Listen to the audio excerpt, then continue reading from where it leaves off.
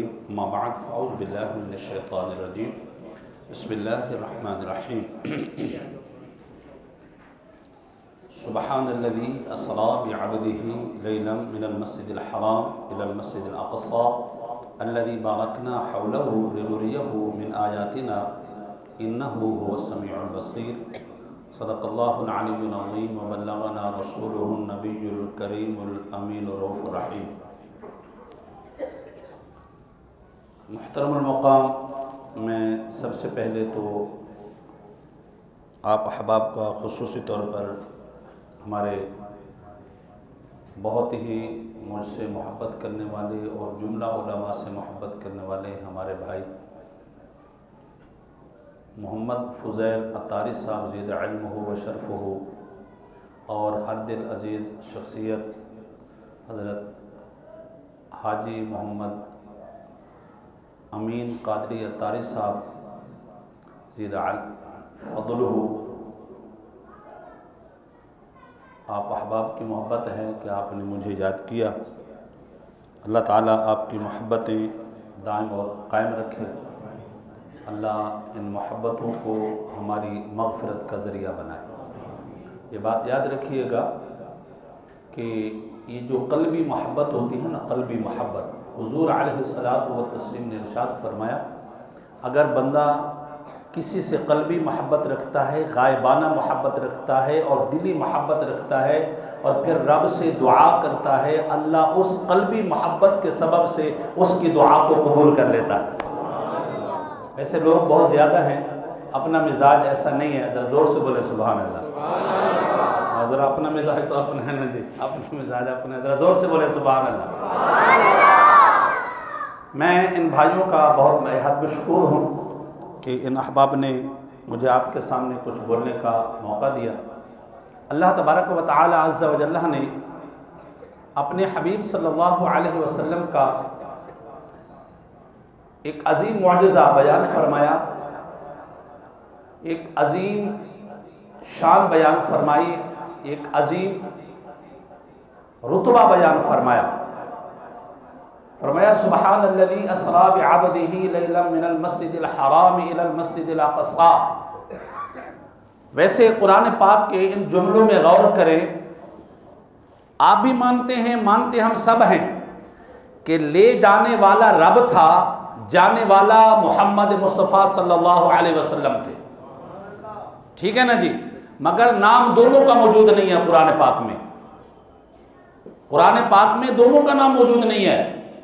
یہ پکا قاعدہ ہے کہ لے جانے والا جو تھا وہ رب تھا. سبحان الذی اسری بعبدہ، کہاں ہے رب کا نام؟ اس کو تو سبحان کہا گیا ہے، رب کا نام نہیں ہے. اور حضور علیہ الصلاۃ والتسلیم کے جتنے صفاتی نام تھے ان میں سے کوئی صفاتی نام نہیں ہے. سوال یہ ہے کہ اے میرے رب، یہ کیا وجہ تھی کہ جب آپ اپنے محبوب کا رتبہ بیان کر رہے تھے تو اپنا نام ذکر نہیں کیا؟ اپنے لیے جو رب نے لفظ استعمال کیا اسے اللہ بھی کہتے ہیں. وہ اللہ بھی کے معنی کیا ہے؟ وہ جو، وہ ذات جو، وہ جو. بعبدہ کے معنی ہوتے ہیں بندہ. تو بندے آپ بھی ہیں، بندہ میں بھی ہوں. اور قرآن پاک میں ہے ان کل من فی السماوات والارض الا آتی الرحمن عبدا. فرمایا کائنات کی کوئی شے بھی آپ ٹٹولے، کائنات کی کوئی شے بھی آپ دیکھیں، زمین و آسمان کی کوئی بھی شے ہے، ستارے ہیں، سورج ہے، نور ہے، جو جو شے ہے، قرآن کہتا ہے وہ اللہ کی بارگاہ میں بندہ ہے، خدا کی بارگاہ میں وہ عبد ہے. اب تو خاص عام تھا، اللہ بھی وہ بھی عام تھا. جو لے جانے والا ہے اس کا ذکر بھی نہیں ہے، جو جانے والا ہے اس کا نام بھی موجود نہیں ہے. وجہ کیا ہے؟ یاد رکھیے گا. اللہ تبارک و تعالی عز و جل نے فرمایا سبحان الذی اسری، وہ ذات جو لے گئی. اسری فعل ہے اور اس کا فاعل اللہ ہے، بعبدہ اس کا مفعول ہے. اصول یہ نکلا، اللہ تبارک و تعالی نے فرمایا لوگوں الذی ہر کوئی ہوتا ہے مگر رات کے تھوڑے حصے میں قلیل وقت میں زمین سے اٹھا کر کے بیت المقدس سے اٹھا کر کے بیت المقدس تک لے جانا، اور پھر بیت المقدس سے سدرۃ المنتہا تک لے جانا، پھر سدرۃ المنتہا سے عرش اولی تک لے جانا، یہ وہ الذی ہے جس کے پاس یہ پاور ہے، جس کے پاس یہ طاقت ہے، اسے رب کہتے ہیں۔ اور اتنا قلیل وقت میں جو یہ سفر کر سکتا ہے وہ کوئی عام بندہ نہیں ہے، وہ محمد مصطفیٰ صلی اللہ علیہ وسلم۔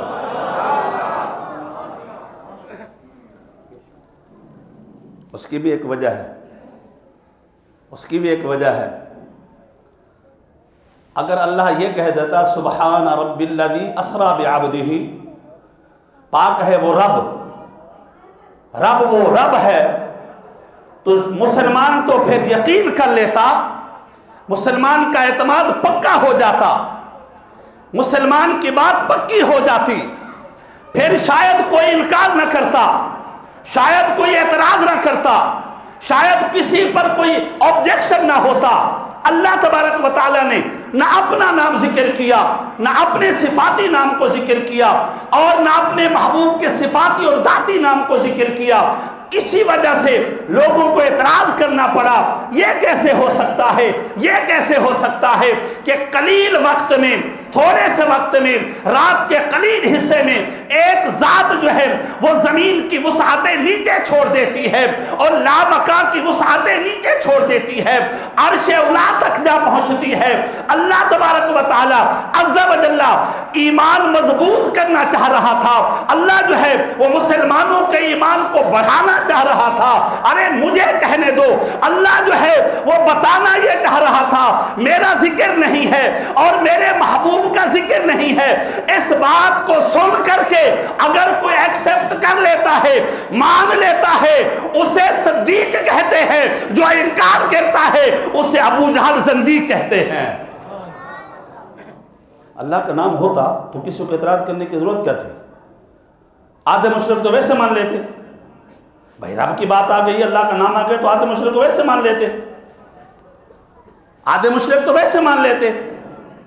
اللہ نے اپنا نام ذکر نہیں کیا، فرمایا سبحان الذی اسری بعبدہ، اللہ اپنے بندے کو لے گیا۔ قرآن پاک میں اللہ کے حبیب کے صفاتی نام موجود ہیں۔ اللہ تبارک و تعالیٰ نے یہ نہیں کہا سبحان الذی بنورہ، اللہ اپنے نور کو لے گیا، سبحان الذی برسولہ، اللہ اپنے رسول کو لے گیا، سبحان الذی بے نبیہ، اپنے نبی کو لے گیا، سبحان الذی بحبیبہ، یہ نہیں کہا، فرمایا سبحان الذی اسری بعبدہ، وہ اپنے بندے کو لے گیا،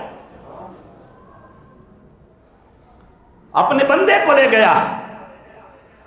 اللہ اکبر، یہ بات یاد رکھیے گا، ذرا غور کیجئے گا، یہ مرکب اضافی ہے، پڑھے لکھے لوگ جانتے ہیں یہ مرکب اضافی ہے۔ اگر اللہ تبارک و تعالیٰ کہتا سبحان الذی اسری بنبیہ، تو نبی اعلیٰ مرتبہ ہوتے ہیں، تب بھی اس کے شان کو ایکسپٹ کر لیتے لوگ، فی الفور ایکسپٹ کر لیتے کیونکہ نبی اعلیٰ شان کا ہوتا۔ اگر اللہ کہتا سبحان الذی بحبیبہ، وہ اپنے حبیب کو لے گیا، تب بھی اس کے اندر ذاتی طور پر فطرتی محبت موجود ہے۔ اور فرمایا سبحان الذی برسولہ، رسول بھی اونچی شان والا ہوتا ہے۔ اور اگر قرآن یہ کہتا سبحان الذی بے نورہ، اپنے نور کو لے گیا، اور نور گیا اور نور آیا، تب بھی لوگوں کو یہ بات سمجھ میں نہ آتی، اس لیے کہ جبریل امین نور ہے، وہ آتا بھی ہے جاتا بھی ہے۔ اللہ تبارک و تعالیٰ نے فرمایا حبیب میں ایسا لفظ بولتا ہوں، ایسا جملہ بولتا ہوں اور اپنی طرف نسبت کرتا ہوں، فرمایا اگر میں نے یہ کہا ہوتا سبحان الذی بنورہ، تب بھی لوگ کہتے کوئی مسئلہ نہیں ہے، جبریل بھی تو نور ہے، وہ بھی تو آتا جاتا ہے۔ فرمایا نہیں، بعبدہ ہی کہہ کر کے میں جبریل کو سدرۃ المنتہا تک روک دوں گا اور یہ ثابت کروں گا جہاں نوریوں کی رسائی ہے وہاں تو میرے محبوب کی قدم لگتے ہیں، میرے محبوب کا شان اس سے آگے نظر آتا ہے۔ جہاں نوریوں کی رسائی ہے وہاں تو محبوب کے قدم لگتے ہیں، وہاں تو محبوب کے قدم لگتے ہیں۔ ایک اور بھی وجہ تھی، سبحان الذی اسری بعبدہ۔ اچھا ایک اور بات ہے، قرآن پاک میں اور بھی جملے ہیں جو استعمال کیے جا سکتے ہیں۔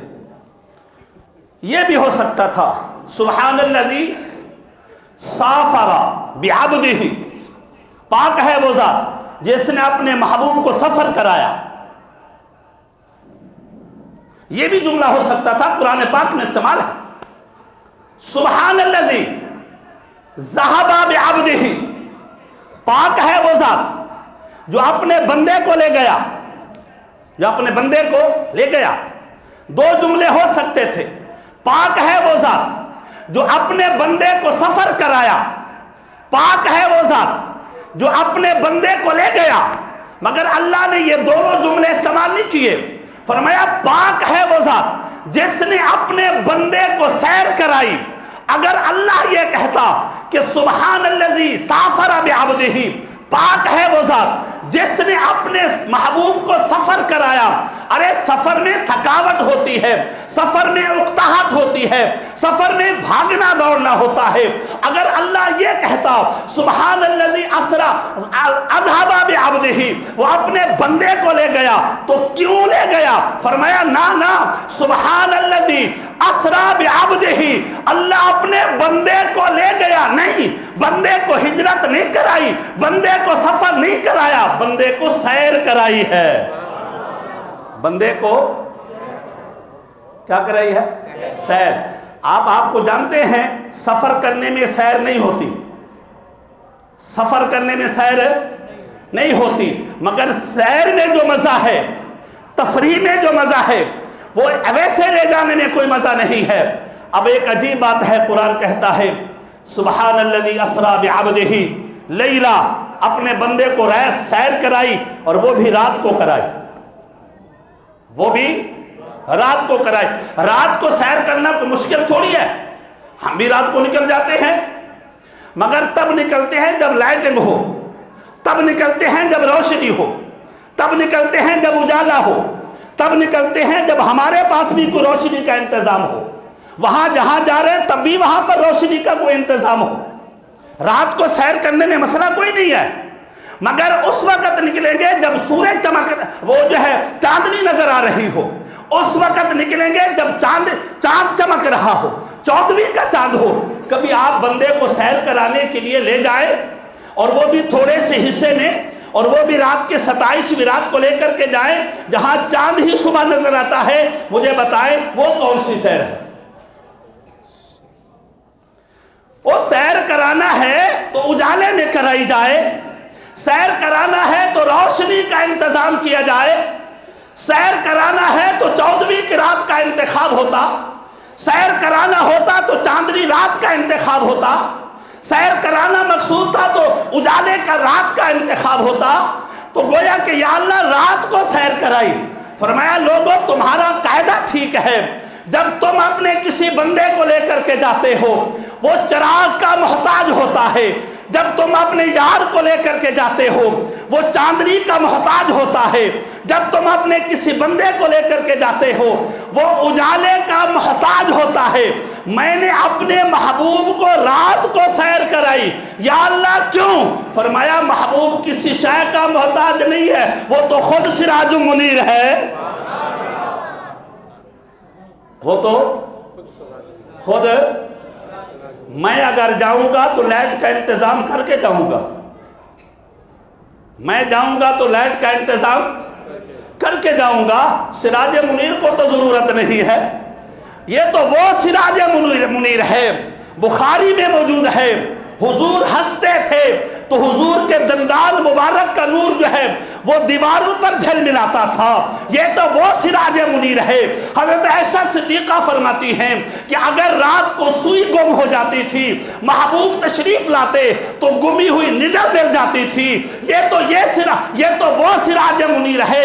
حضرت حلیمہ رضی اللہ تعالی عنہ فرماتی ہیں میرے گھر میں اندھیرا تھا، دیا نہیں تھا، روشنی نہیں تھی، چراغ نہیں تھا، جب مجھے اندھیرے میں کوئی چیز ڈھونڈنی ہوتی میں اپنے حبیب کو لے کر کے جاتی، پورا گھر جگمگا جاتا تھا۔ اس کے لیے مناسب ہے وہ دن کو چلا جائے تو سبحان اللہ، رات کو چلا جائے تو وہ دن کو چلا جائے تو سبحان اللہ، رات کو چلا جائے تو اللہ اکبر۔ سبحان الذی اسریٰ بعبدہ لیلا، اللہ فرماتا ہے اپنے بندے کو سیر کرائی۔ کس کو سیر کرائی؟ بندے کو سیر کرائی۔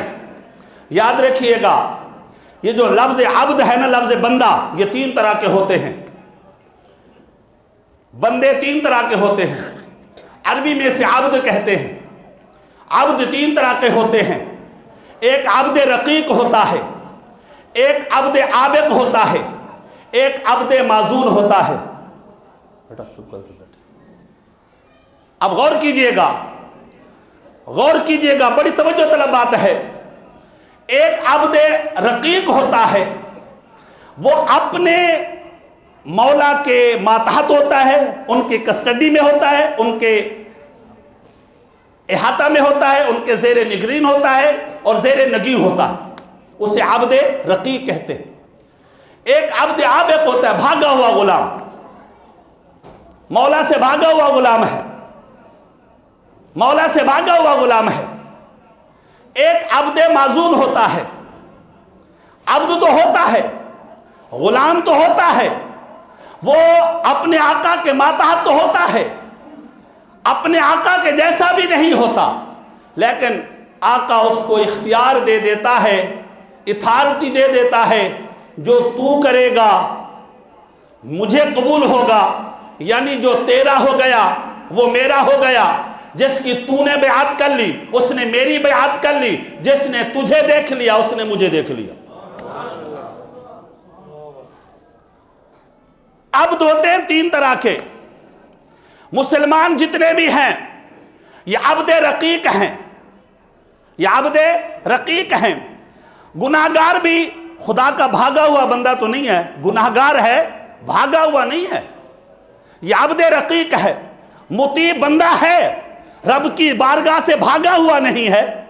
عبد عابق ہوتا ہے، یہ کافر مراد ہیں، یہ مشرک مراد ہیں، یہ جو ہے منافق مراد ہیں، خدا کی بارگاہ سے بھاگے ہوئے ہیں، خدا کی بارگاہ میں بھاگے ہوئے ہیں۔ یا اللہ تو کس بندے کو لے گیا؟ فرمایا میں عبد رقیق کو بھی نہیں لے گیا، میں عبد رقیق کو بھی نہیں لے گیا اور عبد عابق کو بھی نہیں لے گیا۔ کس بندے کو لے گیا؟ فرمایا میں عبد معزون کو لے گیا ہوں۔ عبد معزون، عبد معزون وہ ہوتا ہے جو کچھ وہ کرتا ہے وہ آقا کا کرنا ہوتا ہے، جو کچھ وہ کرتا ہے وہ آقا کا کرنا ہوتا ہے، آقا اس کو اتھارٹی دے دیتا ہے، آقا اس کو پاور دے دیتا ہے، آقا جو ہے اس کو جو ہے وہ اتھارٹی دے دیتا ہے۔ یا اللہ تو کس بندے کو لے گیا؟ فرمایا بعبدہی، میں عبد معزون کو لے گیا، اپنے عبد معزون کو لے گیا۔ یا اللہ عبد معزون تو وہ ہوتا ہے جس کے پاس پاور ہوتی ہے، جس کے پاس اتھارٹی ہوتی ہے، جس کے پاس جو ہے وہ ریاست کا زمام ہوتا ہے۔ یا اللہ تو اسی کو لے گیا؟ فرمایا ہاں ہاں، تم نہیں دیکھتے میرا محبوب انگلی اٹھا دے ہم چاند کو چیر کے رکھ دیتے ہیں، میرا محبوب انگلی اٹھا دے ڈوبا سورج واپس پلٹا کے رکھ دیتے ہیں، میرا محبوب انگلی اٹھا دے بے جان چیزوں میں ہم جان ڈال دیتے ہیں۔ تو پتہ یہ چلا جس نے سیر کی تھی وہ عبد معزون ہی تھا، وہ عبد معزون تھا، عبد معزون تھا۔ اللہ اکبر۔ قرآن مجید فرقان حمید میں اس آیت کے تحت بہت سے نقطے ہیں، علماء نے لکھے ہیں۔ قرآن کہتا ہے سبحان الذی اسریٰ بعبدہ، پاک ہے وہ ذات جس نے اپنے بندے کو سیر کرائی، اور وہ بھی رات کو سیر کرائی، وہ بھی تھوڑے سے حصے میں سیر کرائی۔ اور پھر قرآن اس کی ابتدا بیان کرتا ہے، سفر کی ابتدا کہاں سے ہوتی ہے، سفر کی ابتدا کہاں سے ہوتی ہے؟ فرمایا لیلا من المسجد الحرام، مسجد حرام سے ابتدا ہوتی ہے، اور الی المسجد الاقصی، مسجد اقصی تک جو ہے انتہا ہوتی ہے۔ یہ معراج کی انتہا نہیں ہے، یہ اسراء کی انتہا ہے۔ کس کی؟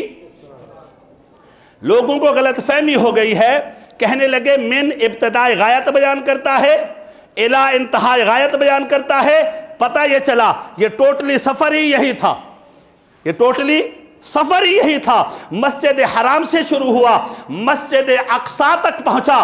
ہم نے کہا نہیں، حضور علیہ الصلوۃ والتسلیم کے اس سفر کے 3 مرحلے تھے۔ پہلے مرحلے کا نام اسراء ہے، جس کا ماننا ضروری ہے، جس پر ایمان رکھنا ضروری ہے، جس کا ایکسپٹ کرنا ضروری ہے۔ انکار کرنے والا کافر ہو جاتا ہے، انکار کرنے والا کافر ہو جاتا ہے۔ یہ سفر اسراء ہے، یہ سفر اسراء ہے، یہ سفر اسراء ہے۔ اب ایک اور اندازہ لگائیے، اگر اس کو آپ یوں کہیں جو قرآن بیان کرتا ہے سبحان الذی اسریٰ بعبدہ، ہم نے اپنے بندے کو سیر کرائی مسجد حرام سے مسجد اقصیٰ تک۔ یہ سفر جو ہے جو قرآن بیان کر رہا ہے، جس کے ابتدا بھی بیان کر رہا ہے، انتہا بھی بیان کر رہا ہے، وہ بشریت کا سفر تھا۔ وہ کس کا تھا؟ کس کا سفر تھا؟ بشریت کا سفر تھا۔ وہ کس کا تھا؟ بشریت کا سفر تھا۔ اللہ نے اپنے محبوب کو 3 حقیقتیں عطا فرمائی تھی، 3 شانیں عطا فرمائی۔ فرمایا محبوب مسجد حرام سے مسجد اقصیٰ تک ہم دنیا کے جتنے بھی عظیم تر بشر ہیں وہ آپ کا مقتدی بنا کر کے ثابت کر دیں گے۔ آپ نے جب امامت کرائی وہ آپ کے پیچھے مقتدی ہو گئے۔ یہ نبی کی معراج نہیں تھی بلکہ نبیوں کی معراج ہو گئی ہے۔ یہ کس کی معراج ہوئی ہے؟ کس کی ہوئی ہے؟ نبیوں کی معراج ہو گئی ہے۔ یعنی جو بشریت میں کامل انسان تھے وہ نبی ہوتے ہیں، جو بشریت میں اکمل انسان ہیں وہ نبی ہوتے ہیں۔ اللہ نے فرمایا حبیب مسجد حرام میں جو بشریت میں کامل ہیں ان کی معراج ہو گئی، ان کی معراج ہو گئی۔ اگلا سفر جو ہے وہ حضور کے عروج کا ہے۔ وہ کس کا ہے؟ اعراج ہے۔ اسے اسراء کہتے ہیں، اسے معراج کہتے ہیں۔ بخاری میں 6 میں موجود ہے۔ حضور فرماتے ہیں ثم عرج بی، پھر مجھے معراج کرائی گئی، پھر مجھے معراج کرائی گئی۔ بشریت کی اکمل بشریت کی معراج یہاں ختم ہو گئی۔ حضور جو ہے پہلے آسمان پر پہنچے۔ آپ کو پتہ ہے پہلا آسمان وہ اکثر فرشتوں کے رہنے کی جگہ ہے، دوسرا آسمان اکثر فرشتوں کے رہنے کی جگہ ہے، سدرۃ المنتہا سارے فرشتوں کے رہنے کی جگہ ہے۔ جب میرے حبیب سدرۃ المنتہا پر پہنچے آپ نے فرشتوں کی امامت کرائی اور فرشتے مقتدی بن گئے، حضور جو ہے ان کے امام بن گئے، تو وہاں پر جو ہے وہ تو نورانیت کی معراج ہو گئی۔ حضور کا سفر تو آگے جا رہا ہے۔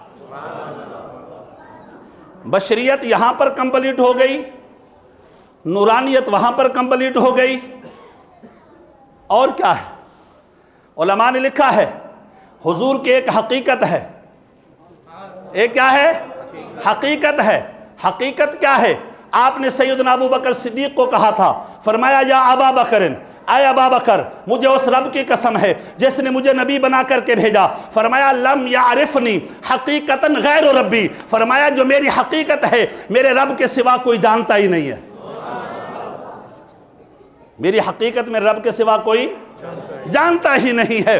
اللہ اکبر۔ یا اللہ تو نے محبوب کو 3 مرحلوں میں معراج، یہ محبوب کو معراج نہیں کی، یہ 3 مرحلوں کی معراج ہے، یہ 3 مرحلوں کی معراج ہے۔ مجھے یار یہ بتائیں گھر والا اپنے گھر چلا جائے، گھر والا اپنے گھر چلا جائے ہیں تو اس کو گھر کی معراج ہو جائے گی؟ غلام کی اگر کہیں زیارت ہو جائے تو آقا کی معراج ہو جائے گی؟ نہیں۔ حضور علیہ الصلوۃ والتسلیم بیت المقدس میں تھے، نبیوں نے حضور کو براہ راست دیکھا، یہ نبیوں کی معراج ہو گئی۔ جس جگہ پر میرے نبی قدم رکھتے گئے اس مرحلے کی معراج ہو گئی۔ جبریل نے حضور کو دیکھا، یہ تو جبریل کی معراج ہو گئی، تو میرے محبوب کی معراج کہاں ہے؟ فرمایا ثم دنا فتدلی فکان قاب قوسین او ادنی، فرمایا حبیب جب ہم نے سارے پردے اٹھا کر کے اپنا دیدار کرایا اس وقت آپ کی معراج ہو گئی۔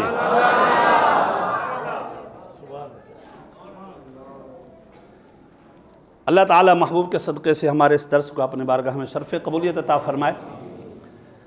آپ احباب کے علم میں ہے کہ ابھی جو ہے وہ 10 بجے مذاکرہ ہوگا،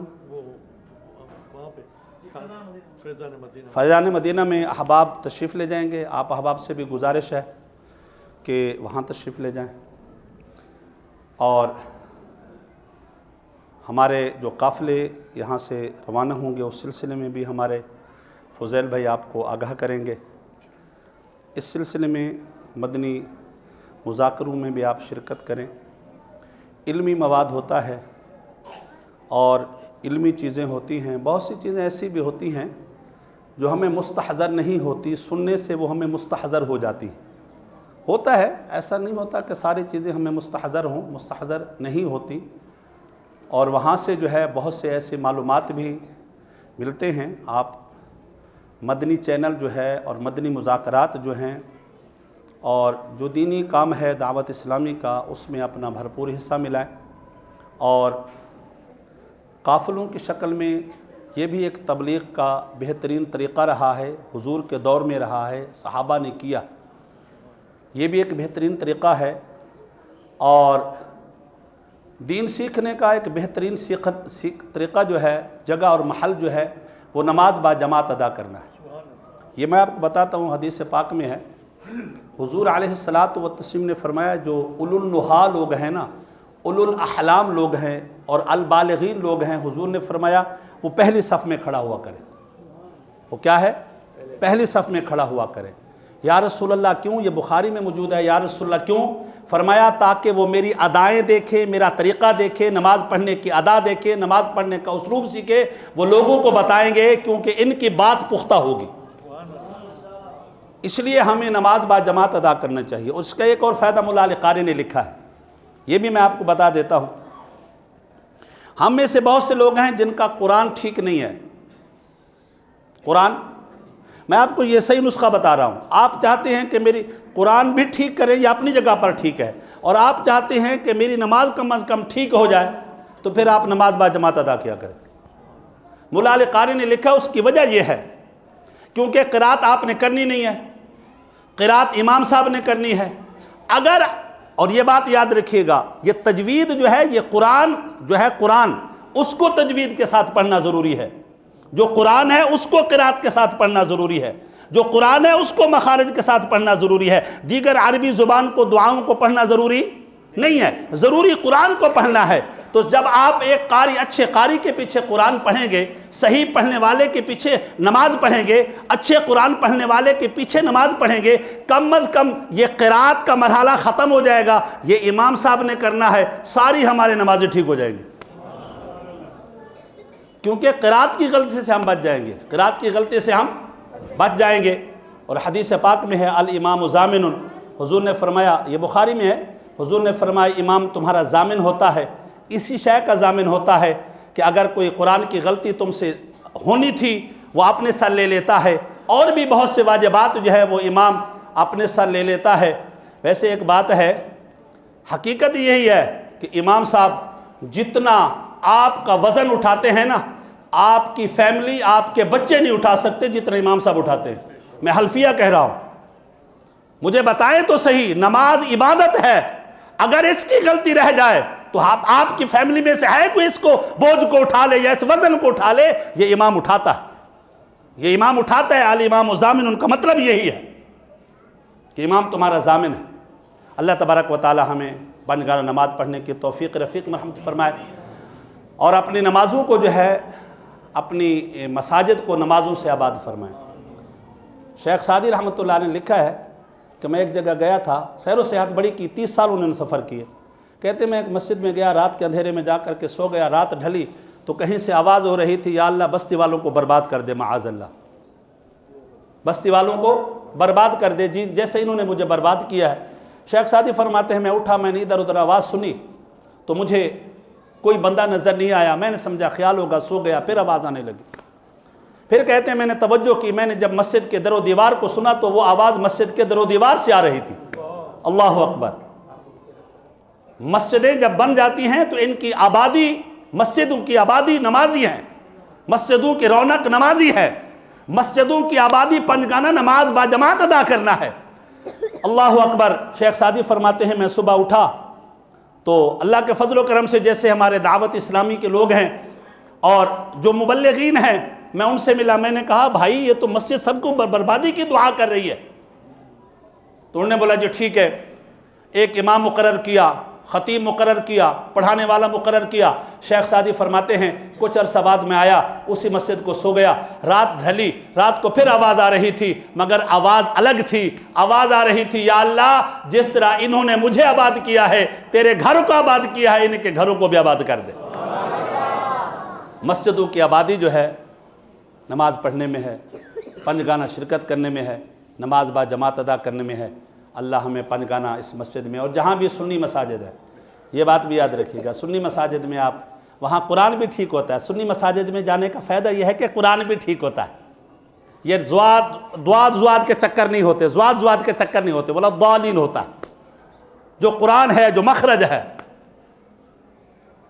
مخرج ہے، حضور علیہ الصلوۃ والتسلیم نے فرمایا میں افصح ہوں، عرب کا فصیح ترین آدمی ہوں۔ فرمایا جس طرح میں حرف ضاد کو ادا کر سکتا ہوں باقی کوئی نہیں کر سکتا۔ یہ بات فخر الدین رازی نے لکھا ہے۔ تو بہرحال آپ سنی مساجد میں آیا کریں، سنی لوگوں کے ساتھ تعلق رکھا کریں، ایمان بھی بچتا ہے۔ حدیث پاک میں قیامت کے دن یہ بھی پوچھا جائے گا تو یار کس کا تھا، یہ قرآن سے بھی ثابت ہے، قرآن سے بھی ثابت ہے، پوچھا جائے گا تو یار کس کا تھا۔ ہر وغیرہ نتھو خیرہ یار نہیں بنائیں، سنی یار بنائیں، دیندار یار بنائیں۔ لوگ جس طرح اپنے یاروں سے پہچانے جاتے ہیں، میرے اگر یار دیندار ہوں گے تو میری دینداری کا پتہ چلے گا۔ دیکھیں ہمارے امین بھائی کو دیکھ لیں، یہ ہمارے اچھے یار ہیں، یہ ہمارے اچھے یار ہیں۔ فضیل بھائی جو ہے ماشاءاللہ ہیں، آپ سب ہمارے اچھے دوست ہیں۔ سبحان اللہ بول رہے یار، یہ اچھی بات ہے، اچھی بات ہے۔ ہاں تو اللہ تعالی ہمارے آج کی نشست کو اپنی بارگاہ میں شرف قبولیت عطا فرمائے۔ اور میں پھر بھی اپنے دوستوں کا بے حد مشکور ہوں کہ آپ نے مجھے جو ہے یاد کیا۔ السلام علیکم ورحمۃ اللہ۔